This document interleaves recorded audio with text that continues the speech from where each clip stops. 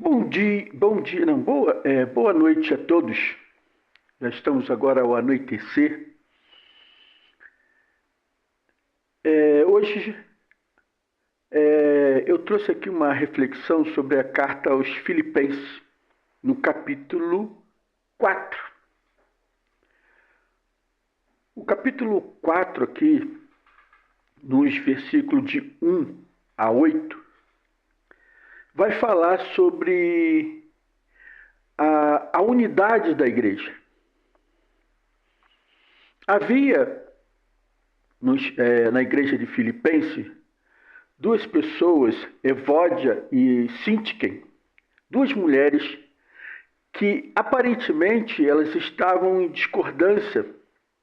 Havia problemas entre elas e Paulo resolve escrever a respeito, orientando aquelas mulheres e a própria igreja que ajudasse essas mulheres a voltarem à comunhão, que colocasse em primeiro lugar as coisas do céu e tentasse se harmonizar entre si para a obra de Deus. E tanto a Evódia e a Síntique foram colaboradoras de Paulo, junto com a igreja, junto com Clemente, e elas estavam ali em alguma intriga, alguma adversidade passando ali entre elas, que estava causando problema dentro da igreja. E eram pessoas notórias, pessoas que cooperavam com o evangelho de Paulo na cidade ali, na igreja dos Filipenses. E eu queria trazer aqui um pensamento sobre a nossa conversão. Quando nós aceitamos a Cristo como Senhor de nossas vidas, a palavra diz que o nosso espírito que estava morto é vivificado. Há uma operação sobrenatural de ressuscitar aquilo que estava morto em nós, que é o Espírito do Senhor. E quando há essa manifestação de Deus em nós,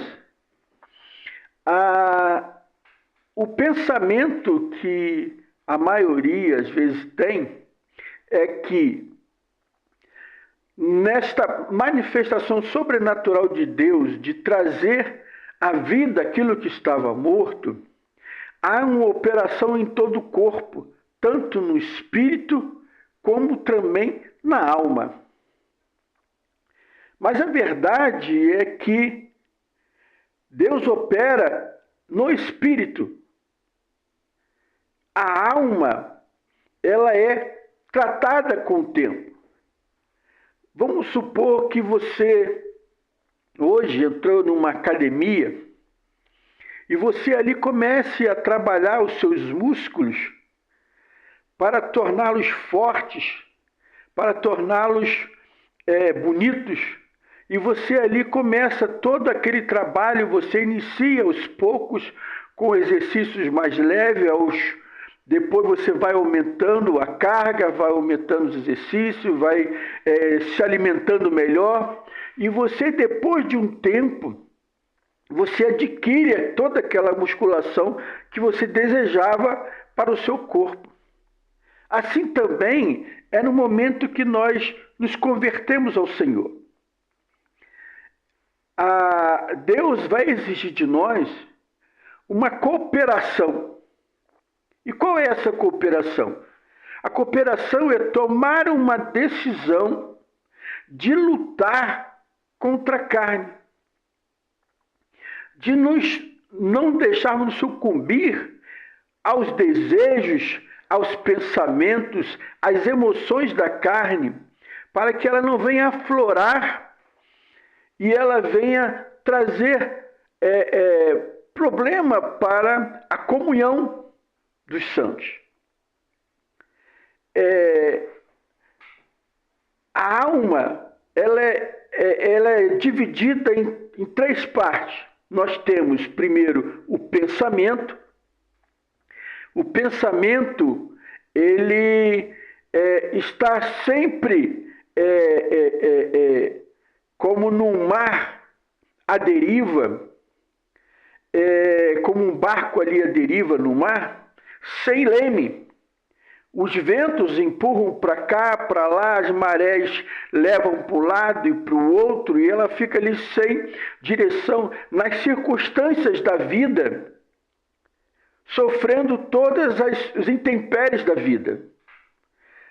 E aí que vem os pensamentos negativos, pensamentos de angústia, os pensamentos de incapacidade, os pensamentos mais diversos que nós somos acometidos a todo momento.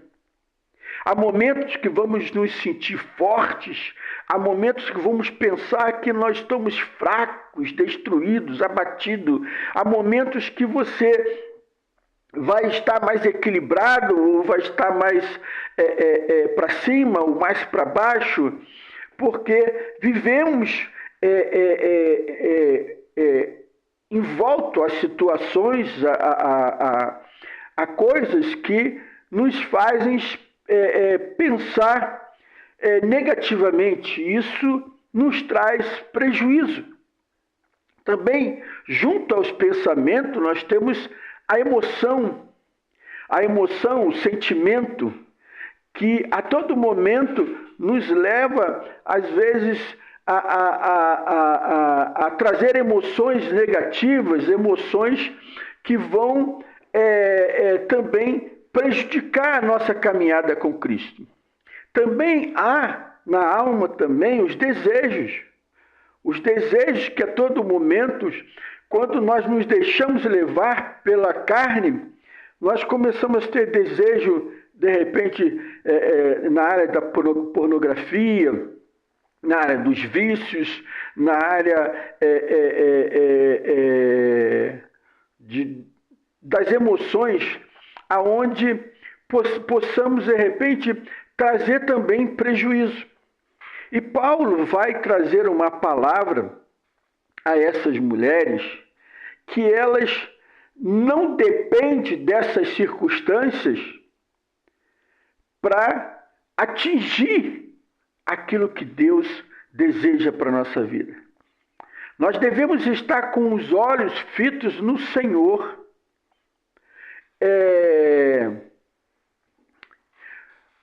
Apesar do nosso espírito ser revivido pelo poder do nosso Deus, nós ainda estamos num corpo do pecado, onde estamos expostos a pensamentos, emoções, desejos o tempo todo.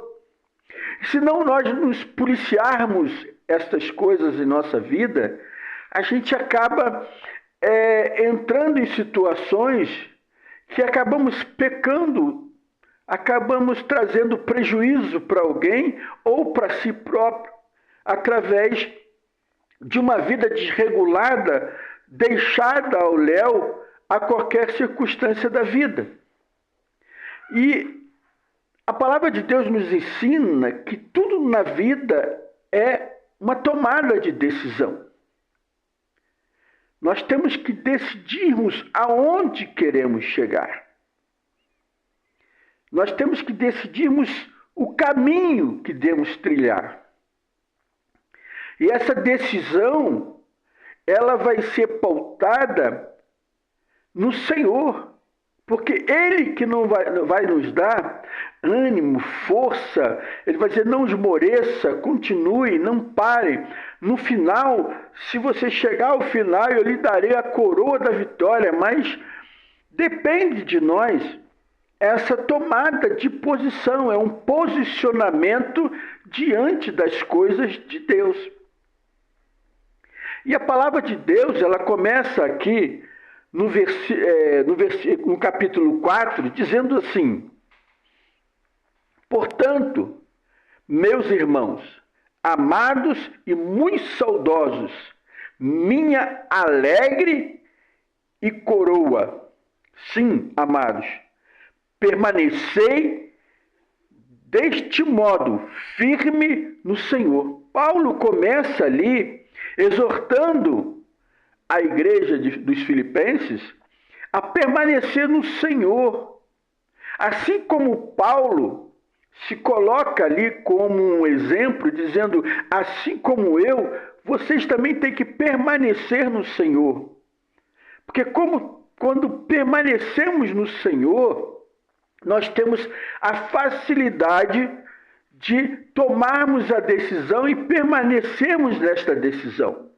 A palavra, ela continua quando ele cita aqui as mulheres da igreja de Filipenses, Evódia e Síntique.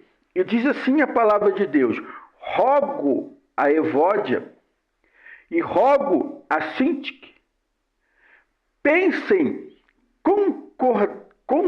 concordantemente, quer dizer, entram em acordo. Ele roga para que Evódia e Síntique entrem em acordo, que elas voltem à comunhão, porque não há como agradar a Deus se não andemos em comunhão. A comunhão, ela é importante para o nosso crescimento espiritual. E a palavra continua assim: a ti, fiel companheiro de jugo, também peço que auxilies, pois juntas se esforçaram comigo no Evangelho, também com Clemente e com os demais cooperadores meus, cujos nomes se encontram no livro da vida. Paulo aqui, ele está rogando toda a igreja a colocarem esse tema das duas em suas discussões, para que junto possam trazer a unidade de novo a essas pessoas. A paz, a alegria de estar trabalhando na obra do Senhor. E a palavra de Deus, ela continua dizendo assim, Paulo, ele claramente diz àquelas mulheres: alegrai-vos sempre no Senhor. E ele repete ainda, outra vez, digo, alegrai-vos. A alegria, não é aqui um sentimento. Ela aqui é um mandamento de Deus. Deus está ali, através de Paulo, ordenando aquelas mulheres: alegrai-vos. Porque a nossa alegria, ela não depende das circunstâncias. A nossa alegria não depende de eu acordar bem ou acordar mal, de eu encontrar pessoas boas ou pessoas ruins. Não depende dos intempéries desta vida, que somos acometidos a todo momento. É claro que nós entendemos um pouco a alegria naquele momento que compramos um carro novo, aí ali entramos dentro do carro e nos sentimos maravilhados por possuir um carro, ou um bem, ou qualquer bem nessa vida, uma casa, ou um casamento, ou encontrar uma pessoa amada, aquelas coisas que trazem aquelas alegrias momentâneas. Mas a alegria que Deus nos fornece é uma alegria perene, é uma alegria eterna, é uma alegria que é independente das circunstâncias. E ele aqui, ele claramente, ele continua aqui trazendo a essas mulheres, quando ele diz, alegrai-vos sempre no Senhor, outra vez digo, alegrai-vos. Seja a vossa moderação conhecida de todos os homens. Perto está o Senhor. A alegria é uma decisão. Eu tenho que me manter alegre em meio à circunstância. Para o mundo, isso é loucura. Como eu vou ficar alegre com uma enfermidade do meu filho? Como eu vou ficar alegre num término de casamento? Como eu vou ficar alegre num acidente de carro? Como que eu vou ficar alegre em alguns temperes dessa vida? O mundo não vai entender isso. Mas quem é cristão verdadeiro entende, porque a nossa alegria não depende das circunstâncias. E ele traz isso àquelas mulheres para que elas fiquem cientes de que as circunstâncias não podem determinar a perda da alegria. O pecado, ele é a concupiscência dos olhos, a concupiscência da carne e a concupiscência dos olhos. Porque através dessas coisas, nós estamos sucintos a todos esses intempéries da vida. A alegria não é um acordo, não é de acordo com as circunstâncias. Nós temos que, ao acordar, já determinarmos a nossa alegria. E a nossa alegria vem pela gratidão. A gratidão daquele que nos remiu do pecado, aquele que nos tirou do lamaçal da morte e nos transportou para o reino da sua glória. Aquele que tirou toda a inimizade, que rasgou o véu de cima a baixo. Aquele que se fez pecador por nós, pagou as nossas dívidas. Aquele que nos tornou amigo de Deus. Aquele que nos fez coerdeiro com Cristo na glória. Porque a nossa vitória já foi consumada. Em Cristo somos mais que vencedores em qualquer circunstância, em qualquer adversidade, em qualquer tipo de tribulação. A garantia foi dada por Cristo, porque Ele é o primogênito entre os mortos.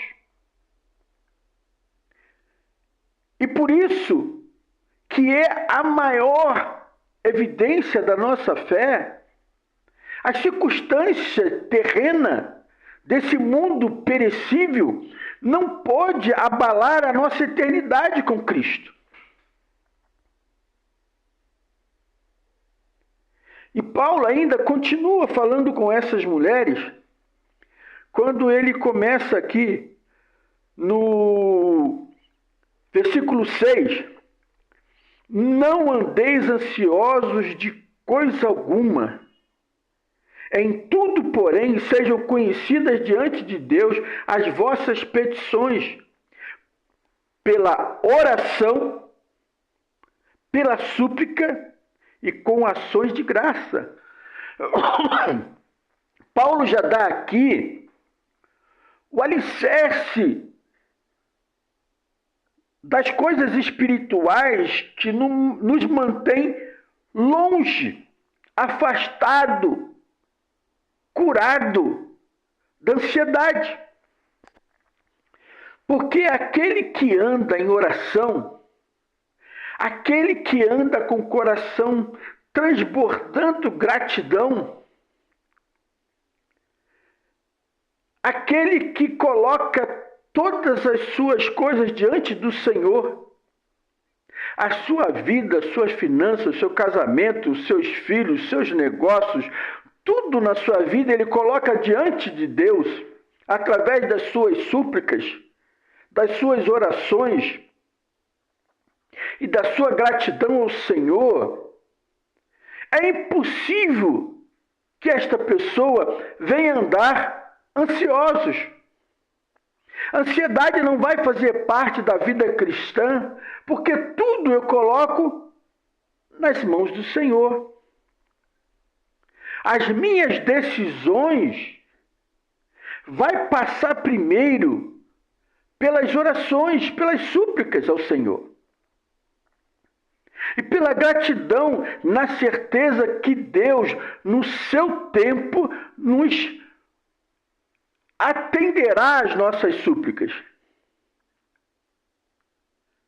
Porque, como eu disse no começo, que um atleta ali começa a treinar e ele vai, com o tempo, ele vai melhorando o seu estado físico, ele vai melhorando a sua saúde, ele vai chegando a um ponto de excelência.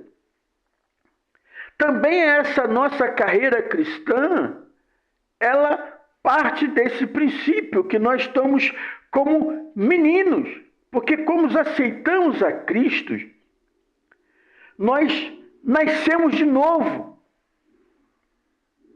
É como se você pegasse hoje uma criança recém-nascida e ela pudesse fazer todas as coisas. Não pode, ela acabou de nascer, ela está aprendendo, ela vai aprender a andar, ela vai aprender a falar, ela vai aprender a discernir as coisas, ela vai aprender a separar o bem do mal, ela vai aprender a se policiar, a andar em equilíbrio, a viver uma vida próspera, mas isso há um processo.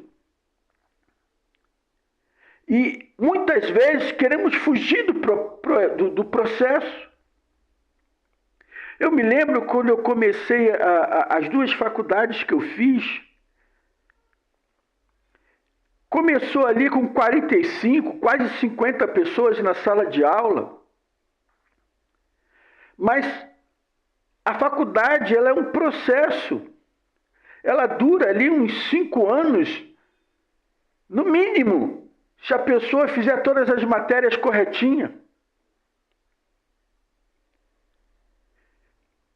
E, com certeza, aqueles que chegarem ao final receberão os diplomas em suas mãos.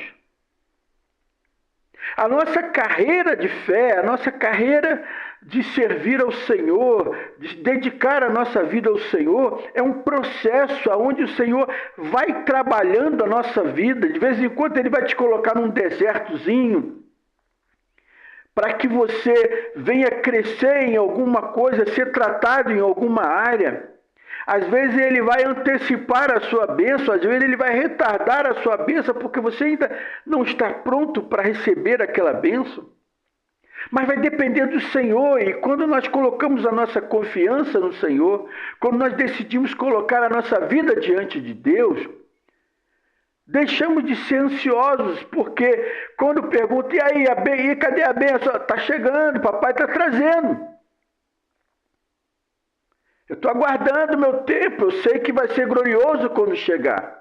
E quando chegar, eu sei que vai ser uma coisa certa, porque vai chegar no tempo certo e no momento certo que o Senhor tem para mim.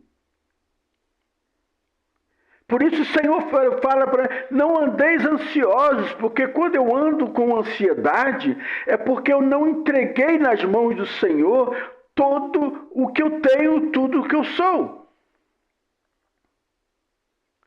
Se entrou uma enfermidade na minha vida através de mim ou de alguma pessoa à minha volta, eu não vou ficar ansioso pelaquela enfermidade, porque eu vou colocar na mão do Senhor e vou andar em oração e vou buscar a presença de Deus, e eu sei que no momento certo o Senhor há de operar.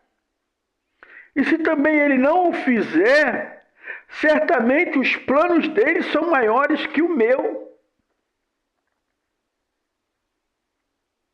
Paulo, quando estava com uma enfermidade, e ele orando ao Senhor para livrá-lo daquela enfermidade,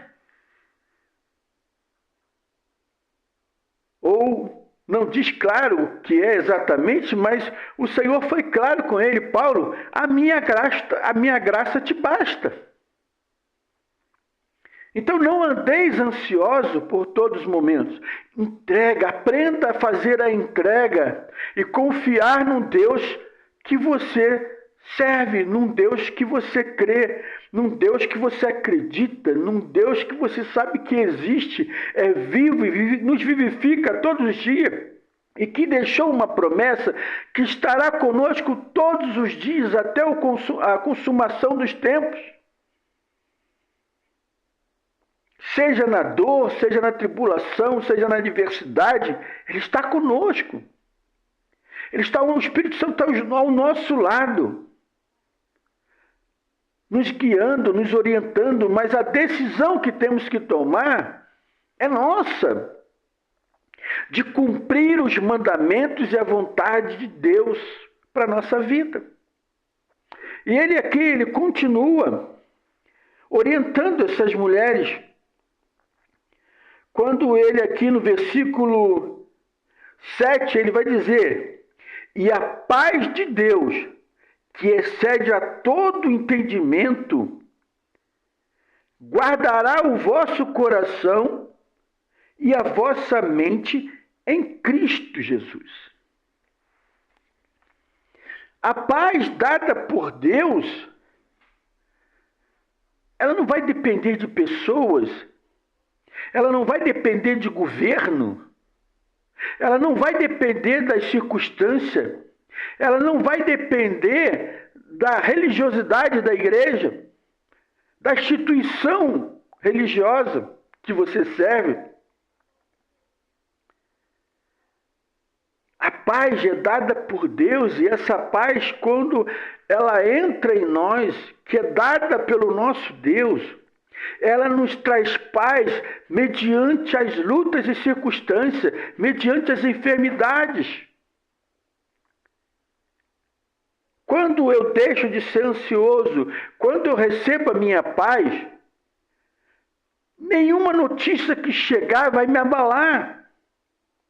Porque eu sei a quem eu sirvo, e eu sei para onde estou caminhando. E nessa caminhada eu tenho a certeza que Deus está comigo. Essa paz é uma paz que excede a todo entendimento humano. As pessoas não vão entender. Cara, você está nessa luta, mas você está numa serenidade. Você está leve, tranquilo. Não está ansioso, não está sem paz. Não está triste. Porque a alegria foi nos dado por Deus. É uma alegria da certeza que somos vencedores, assim como Ele venceu. Assim como Ele venceu a morte, assim que Ele está como primogênito entre os mortos, aquele que ressuscitou primeiro, aquele que disse que no céu há muitas moradas e tem preparado uma morada para nós, e que Ele ascendeu aos céus, mas disse: eu voltarei para buscá-los. Sede firmes e constante no Senhor. É o que Paulo diz aqui no começo do capítulo 4. Ele vai dizer assim: portanto, meus irmãos amados e muito saudosos, minha alegria, a alegria de Paulo e coroa, sim, amados, permanecei deste modo firmes no Senhor. Paulo, ali, ele traz um testemunho de si mesmo. Olha para mim. Olha as coisas que eu já passei. Eu já fui apedrejado até a morte. Eu já apanhei com varas. Fui jogado em prisões. Tive o barco que eu estava sendo levado naufragado. Na ilha de Malta, eu fui mordido por uma cobra. Fui parar em uma prisão em Roma. E lá eu fui sentenciado à morte. Mas em nenhum momento a alegria não saiu do meu coração. A paz não saiu do meu coração. Não andei ansioso em momento algum. Porque eu sei a quem sirvo e para onde eu estou indo, para o braço do Pai. O Evangelho é a coisa mais simples do mundo. A teologia que dificulta todas as coisas, mas quem anda em Cristo sabe a leveza que é servir ao Deus vivo. E aqui no versículo 8, ele vai dizer assim: finalmente, irmãos, tudo que é verdadeiro, tudo que é respeitável, tudo que é justo, tudo que é puro, tudo que é amável, tudo que é de boa fama, se alguma virtude há e se algum louvor existe, seja isso que ocupe os vossos pensamentos.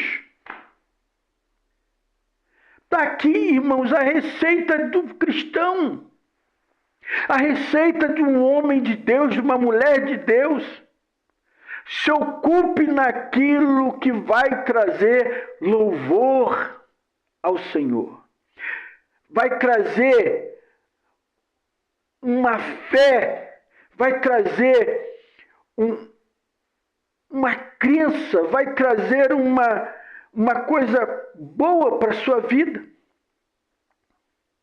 É dessas coisas que temos nos ocupar todos os dias.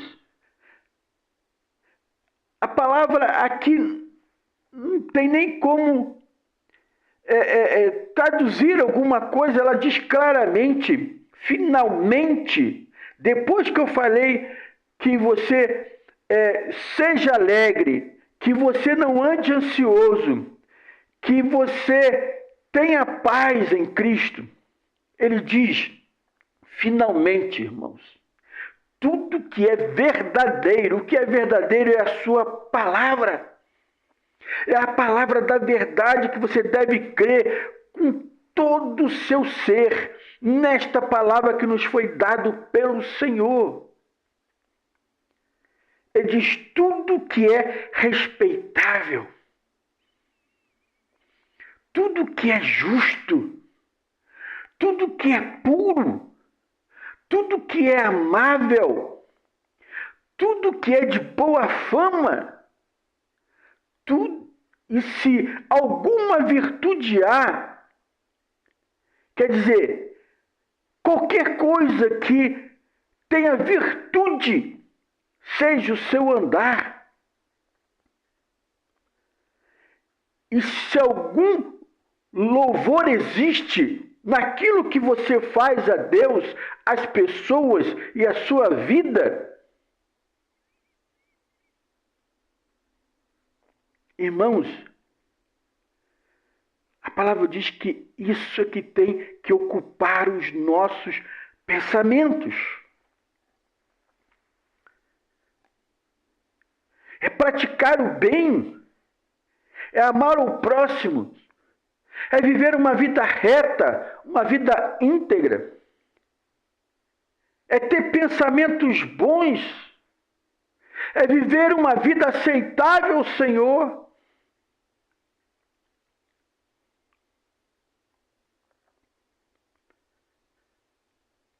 Quão maravilhoso é você receber da própria boca de Deus aquilo que Deus fala de Jó.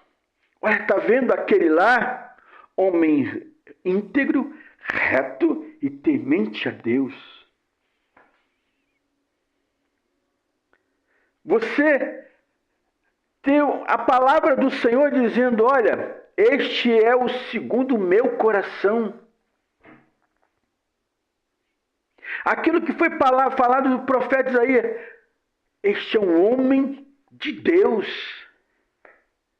Não há coisa mais gloriosa do que você ser exaltado pelaquilo que você faz para exaltar o nome do seu Deus. Quando você serve uma água a uma pessoa que está sedenta, quando você mata a fome daquele que está ali morrendo sem comer, sem ter como se alimentar, aquele que está ali precisando de um abraço, aquele que está ali precisando de uma oração, aquele que está ali precisando de um ombro amigo, aquele que está ali precisando de uma palavra de Deus. Se você não se encher dessas coisas, O que a palavra diz que a boca fala, daquilo que o coração está cheio, se você está cheio da imundície, se você está cheio da corrupção, se você está cheio das coisas que você vê através dos vídeos, das televisões, dos programas, do mundo, como você vai poder servir aos que são do Senhor? Os próprios discípulos, Senhor,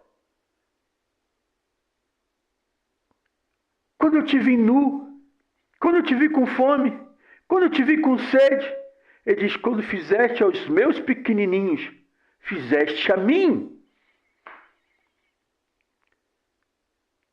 É um evangelho simples.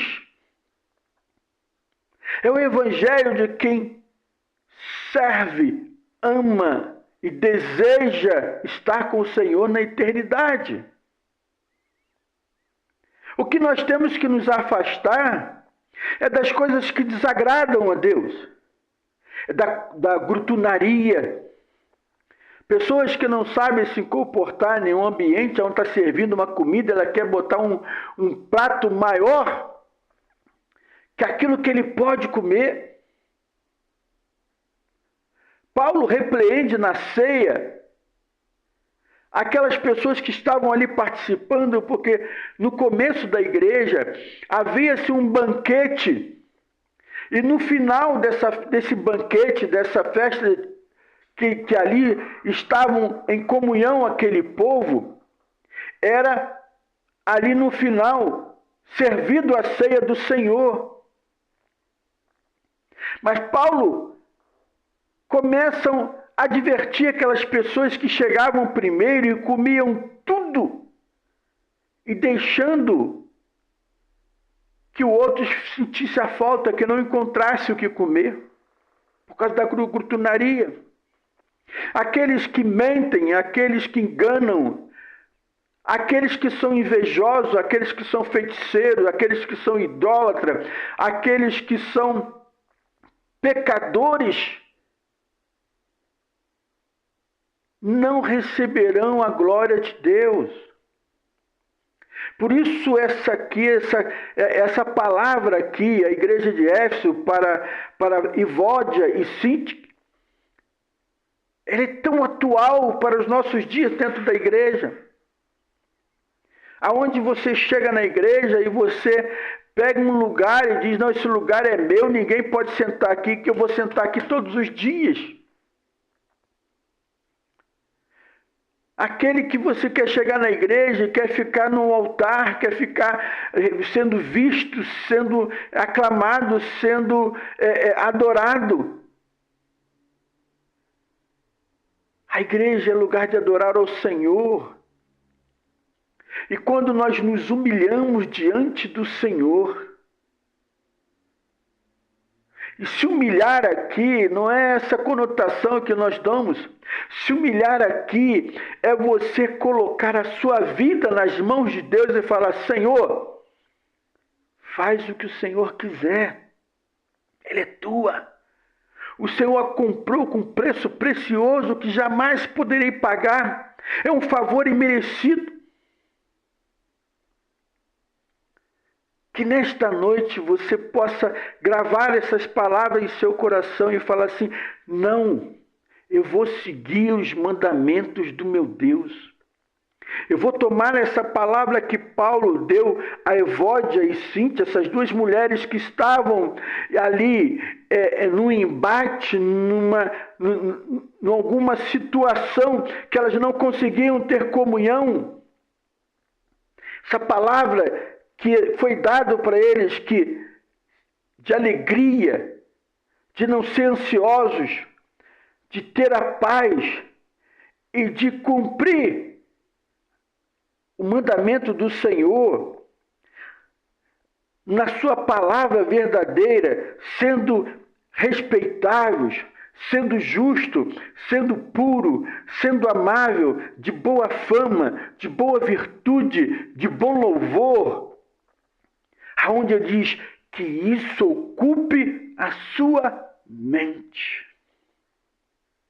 Quando a palavra diz que nós temos que ter a mente de Cristo, é exatamente isso.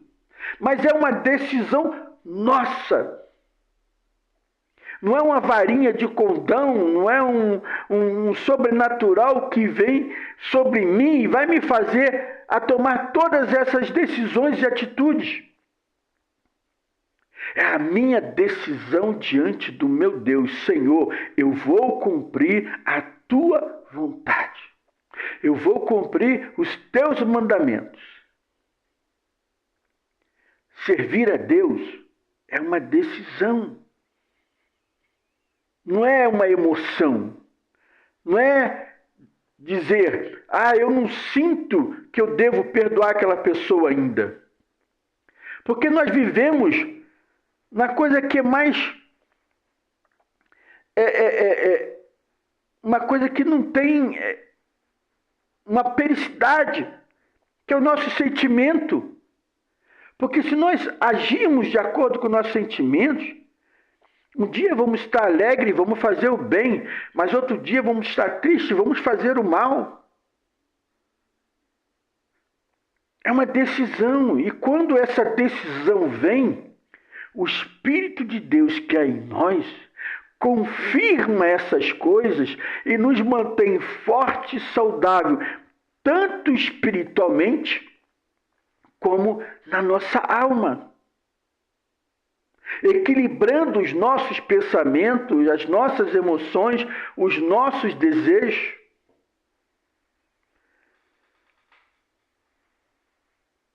Lá em Salmos, vai dizer, bendita minha alma, alegrai-vos no Senhor. A minha alegria vem do Senhor, não vem da circunstância, não vem das pessoas.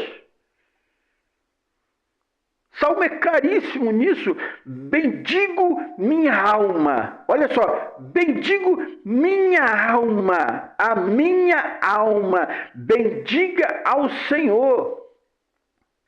Alegrai-vos no Senhor. É uma ordem que eu dou à minha alma. Eu tive um pensamento ruim. Eu digo, minha alma. Isso não. Eu tive um desejo ruim, eu digo a minha alma, não. Eu tive uma emoção ruim, eu digo a minha alma, não. E o Senhor vai confirmar esta palavra. O Senhor vai me abençoar por esta decisão. Por isso eu digo esta noite, alegrai-vos no Senhor. Digo-vos, alegrai-vos no Senhor, não andeis ansiosos, enchei da paz, a paz que não vem do mundo natural, vem do sobrenatural de Deus. E tudo o que é verdadeiro, se firme na verdade do nosso Senhor. Cumpra os seus mandamentos e sereis felizes. Tereis comunhão uns com os outros. E o Senhor nos dará a coroa da vitória. Que todos vocês sejam abençoados por esta palavra. Que vocês possam guardar isso no seu coração. E falar, eu vou determinar a minha alma que cumpra os mandamentos do meu Deus, aquele que vivificou o meu espírito. Eu vou dar ordem à minha alma, aos meus pensamentos, aos meus desejos, às minhas emoções, que cumpra os mandamentos do meu Deus. É uma decisão nossa. Que Deus nos abençoe e nos capacite a cumprir a palavra de Deus. Que a paz seja convosco. Que o Senhor resplandeça sobre o seu rosto e lhe dê a paz. Glória a Deus. Muito obrigado. Uma boa noite a todos.